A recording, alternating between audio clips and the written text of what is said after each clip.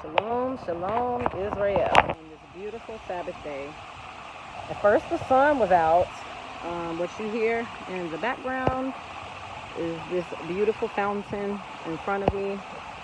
I'm kind of sitting like on these not wooden, oh my God, these like stone blocks. But anyway, I wanted to take advantage of this beautiful, nice day. The sun keeps going in and out. I hope it does not rain. But anyway, this is part 2 of Genesis, and I will be talking about the creations of people in this case. Now, after Adam and Eve was put out of the Garden of Eden, paradise, the Most High made them to till the ground, and also they had to work for the rest of their lives because of the covenant that they broke with him, because they disobeyed what he said, a commandment that he made, telling us to not eat from the fruit of the tree of knowledge of good and evil. To make a long story short, they did. The Most High said that the woman, she will suffer through labor pains, and in this case, Adam and Eve, they laid down together, and she conceived and bare a son. Now, her first son was named Cain. He was the tiller of the ground. He was just like his father. And she actually conceived again and bare a son named Abel. Abel was like the mother. He was in the tents, and he also he watched after the flock. When it was time for Cain and Abel to give up offerings to the Most High, as their father had done for the confessions of the sins that he created in the world, to create sin in the world, Cain gave a bad offering. He gave the Most High basically an offering he felt was good enough for him. Whereas with Abel gave the Most High the first fruits, meaning the best of what he had. Gave him the best of the flock. The Most High respected the Most High respected Abel's offering, and he rejected Cain's, because Cain didn't really put too much thought or effort into his offering. He just gave it to him because he was told to do so. So, during this time, Cain was jealous on his brother because the Most High showed more favor unto Abel than he did Cain. So one day, Cain took him out in the field to talk, just them two alone, not knowing what his brother already had premeditated in his mind to do. Now, as I said in a previous video, that Cain was the one that caused the official first killing and death in the world by slewing his brother out of jealousy and envy over the fact that the Most High favored the younger over the older. And if you notice, throughout the whole biblical times of old, the Most High kept favoring the younger over the older. So Cain slew his brother Abel. The Most High came down and questioned him and asked, where's his brother? Cain said he didn't know, am I my brother's keeper? So the Most High said, I can hear his blood crying from the ground, crying out to him. So he knows that he's dead. So the Most High put a curse upon Cain. He actually put a mark upon him as well, that if anybody find him and kill him. So Cain felt in his heart what he did. I would say he felt like it was unjust, to the point he told the Most High that what you put upon me is more than I can bear. Obviously what you did to your brother was more than he could bear, but you killed him anyway. And he didn't have a choice in this. You killed him. That was a punishment that he couldn't bear, but you did it because you were the older brother. And obviously you were the strongest because you killed him. So the Most High punished him. And as I said in the previous video, the Most High put a curse on him, and it was actually someone of his own seed, which is actually explained in more detail in the book of Yasher, but it's spelled with a J, called Jasher, but it's really Yasher. Puts in great detail how his own seed from his own lineage killed him on accident. So what goes around comes around. And to make a long story short, even though I'm gonna say it now, after I'm done breaking down Genesis, I will actually start on Yasher, so Yasher can fill in the blanks on all the things that Genesis didn't have in it. In the book of Yasher, it explains how I think his great grandson was hunting. He went out to go hunt, and when he went hunting, he ended up shooting him with a bow and arrow and killed him. That's how Cain died, if I'm not mistaken. And I haven't read that book in 5 years, but I remember that much about it. And after that, after Cain killed his brother Abel, the parents found out, knew what he did, had him to repent of his sins, and they end up lying down again and conceiving and bearing another son. The other son was named Seth. Seth was in the likeness of Abel and almost just like him, where through Seth's seed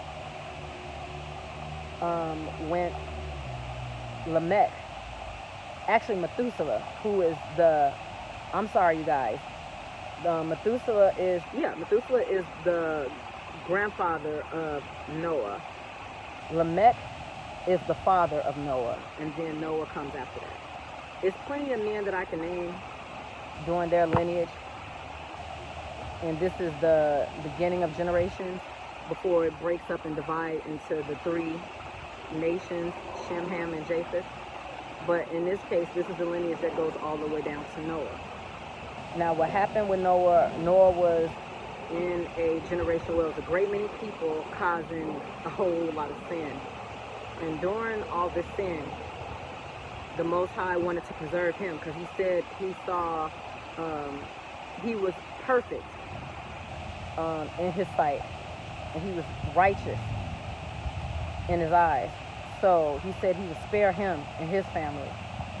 So out of millions of people in the world during that time, only 8 survived. So that shows people when the Most High said, many are, the harvest is many, but the labors are few. Almost like, like when they say also too, many but few are chosen. Same thing. So that shows you the Most High will take a remnant just as small as that to start over again. It doesn't take that much to start over and generate a nation. So to make a long story short with that, Noah was 500 years old when the Most High came to him and told him to build the ark.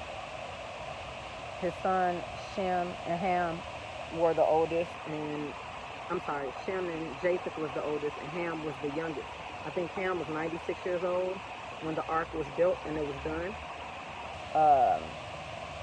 So 4 years into them creating and building the ark, that's when Ham was conceived.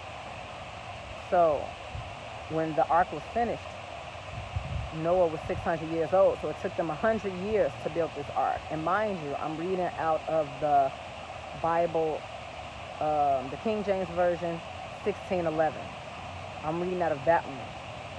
The one that's over 400 years old, I'm reading out of that one. So after he turned 600 years old, the ark was done, the ark was finished. The Most High told him to take 2 of every animal, clean and unclean. And a lot of people don't understand this. The Most High had him choose clean and unclean animals, 2 of each kind, male and female. Chose that. After choosing that, the Most High told him to gather his people together, gather as much food as possible. When I give you the okay to go into the ark, you go into the ark. The Most High came upon him one day and told him, it is time for you to go into the ark. He will destroy these evil people. Now, before I get into them going into the ark, it was Nephilim during this time. Now, the Nephilim are the giants. And for kids that want to know, like, what are the giants? The giants were these hybrid humans, meaning they were bigger than giants. Like, in our day and age, we consider giants as, like, Shaquille O'Neal's and LeBron James, 7-foot people, you know what I mean? During these times, it was people that were almost as tall as 2-3-story buildings. These Nephilim were created by women and angels. And I know you're like, what, where did the angels come from? The angels were the fallen angels that fell from heaven. They fell from grace because they looked upon the women, saw that they were beautiful and fair, chose their wives, and laid down with them and conceived children with them. Whereas when these children grew and got older, don't forget, they are still half angel, half human. So by them being half angel, they felt like we don't have to listen to these people, these little people. So they started killing and eating people. And that explains it more in the book of Yasher as well. But in the book of Genesis, it gives you like a briefing as to what was happening and what was coming to pass during this time. It got so bad with the Nephilim that the people could not control them anymore. The Nephilim started doing their own thing. So the Most High said he would destroy the earth in 40 days. So getting back to Noah, he told his family, and to get into the boat, he put all the animals in the boat. After he finished putting all the animals in the boat, he locked himself and his family in this boat. This boat was so big, it was three tiers high, and it only had one window and one door. The reason why he only wanted one window and one door, so it can be one way in and one way out. And obviously you don't want a whole lot of windows coming in because the water can get into the boat as well. So after they all got into the boat, the Most High had it rain furiously. It rained so bad that it covered the whole earth, and everything in the earth died. After everything in the earth died, after 40 days and 40 nights, Noah looked out and seen it was water covered the whole face of the earth. He knew nothing survived it. After the 40 days and 40 nights, the Most High closed the windows of heaven, because that's where the water came from, the windows of heaven. Closed the windows. After he closed the window, Noah and his family had to wait a very long time for the water to subside. I think it took a whole year for him to wait until the water subsided. After a year passed, he sent a raven. He sent the raven first to go out to scope the land to see if the water subsided. The raven was so tired from its journey going back and forth and, into the world to see if, back and forth, throughout the world to see if the anywhere where she can land her feet, it was not. So the Most High knew, not the Most High, Noah knew that the raven was so tired, he brought the raven in with his hand. He reached his arm out, put his finger out so the raven can land on his hand. He waited 7 days. 7 days after that, he sent the dove this time.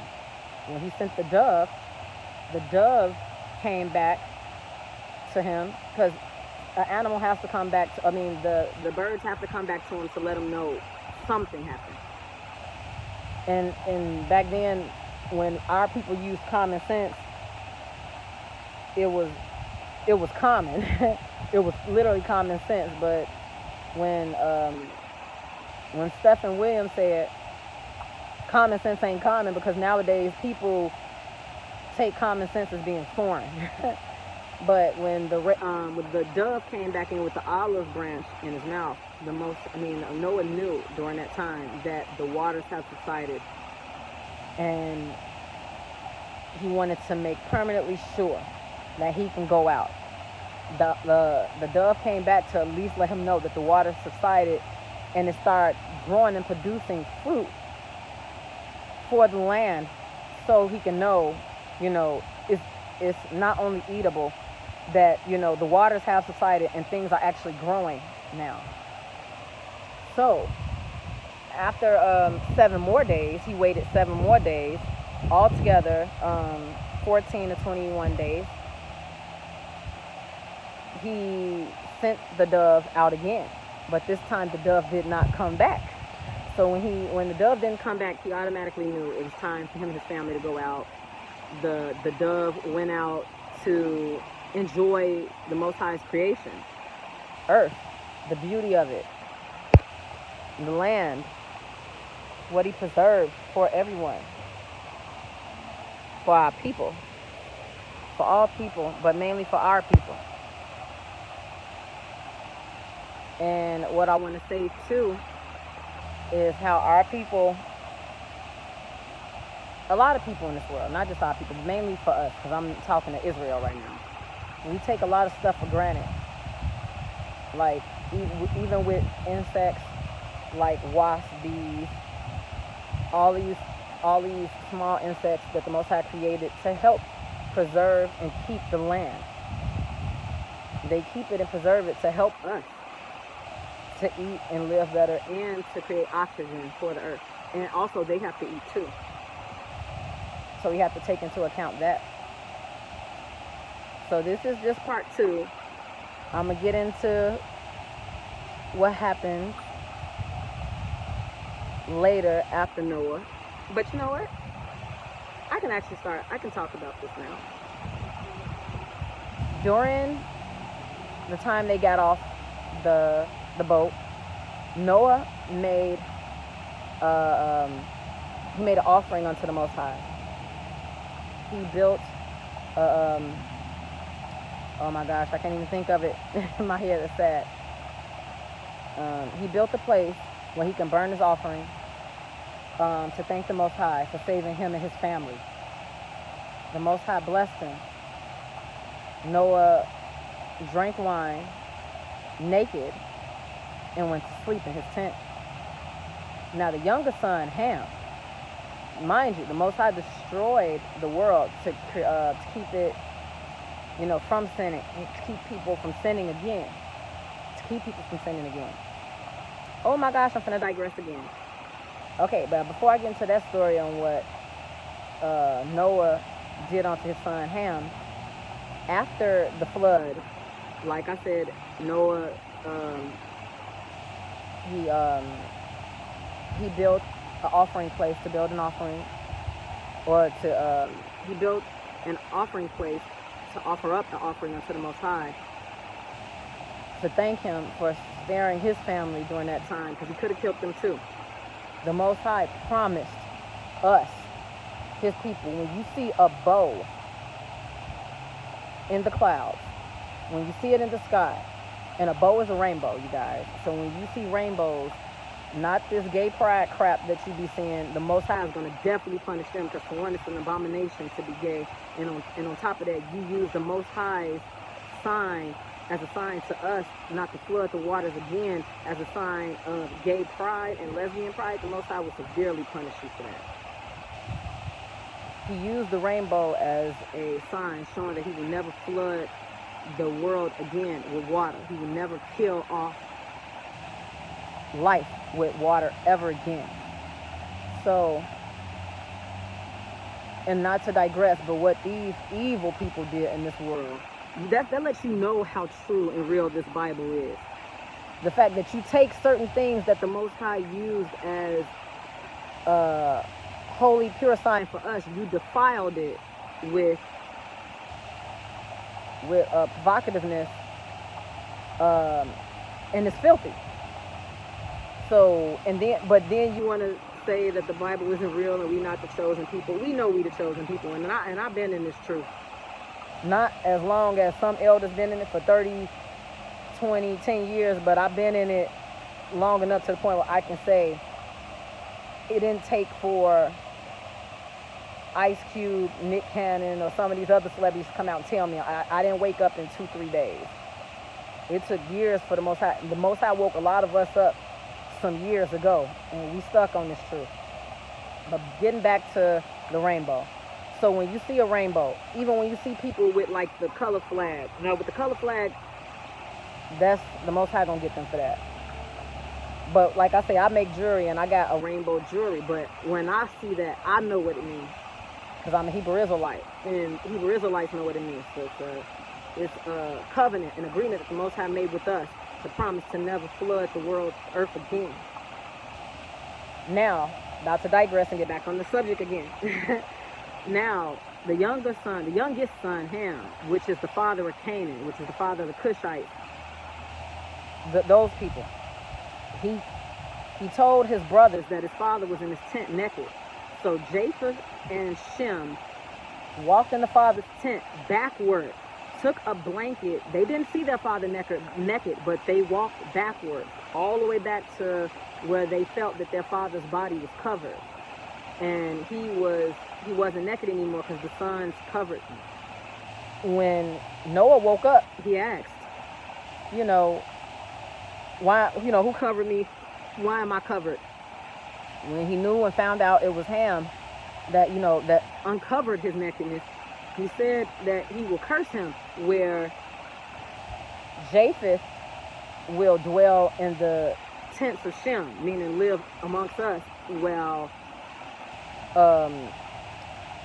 Ham, the sons of Ham, will serve Shem, will serve the brothers. So I ain't gonna say he cursed him for uncovering his nakedness, because don't forget, that was one of the things that Adam and Eve in the beginning realized about themselves. They realized in them wanting to be like the Most High Yah, they realized they were naked and were ashamed. Whereas when Ham walked into his father's tent and saw his father's nakedness, he was ashamed of his father's nakedness. Whereas when Noah was naked, he wasn't ashamed. And he did that so we can go back into how they lived from the time where the first seed was planted, which was Adam. When Adam realized, before Adam realized he was naked, when Adam was walking around naked and was not ashamed, if that makes sense. So I'm going to end it with this because the video went over 20 minutes. And I will get into them populating the world and how the world started, and how the world, got back to doing bad stuff again. And I think, and that's what I meant. Think about this. You can actually connect Adam and Eve's transgression with Noah and his son Ham's transgression. It was a sin on what they both did. And right after that was immediate sin again into the world again.